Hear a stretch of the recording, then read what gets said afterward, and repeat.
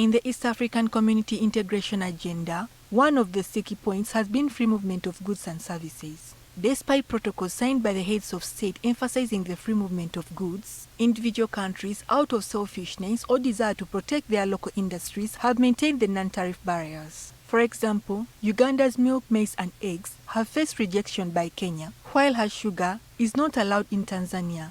It's against this background that stakeholders in the East African Business Council are engaging in discussions, this time focusing on addressing non-tariff barriers in trade services. Most of the barriers that we see or restrictions include the business community being subjected to payment of unofficial, unregistered levies, charges, or being subjected to work permits. So we are pushing for most of the issues around the movement of workers, movement of service providers, on auxiliary services such as transport, logistics, tourism. We are going to identify them and then come out with solutions on how we can eliminate these trade barriers so that we can trade easily and, all of us have free movement of trade. These stakeholders argue that the trade barriers significantly influence how nations approach the East African community integration process. National interests remain a key factor, often shaping decisions even when the region agrees on a collective course of action.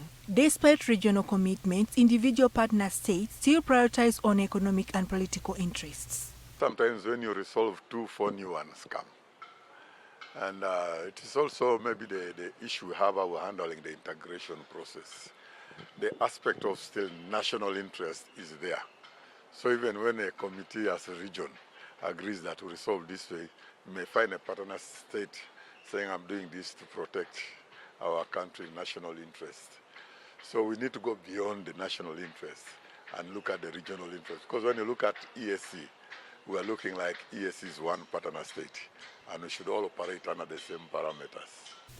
Enforcement under the Non-Tariff Barriers Act falls under a distinct committee dedicated to trade remedies. However, this enforcement mechanism has not yet been fully implemented, leading to a significant challenge. Even when the committee makes recommendations to address these issues, these suggestions often remain unsolved, as there is no clear enforcement framework to ensure they are acted upon. Betsy Ndagire, NTV Business.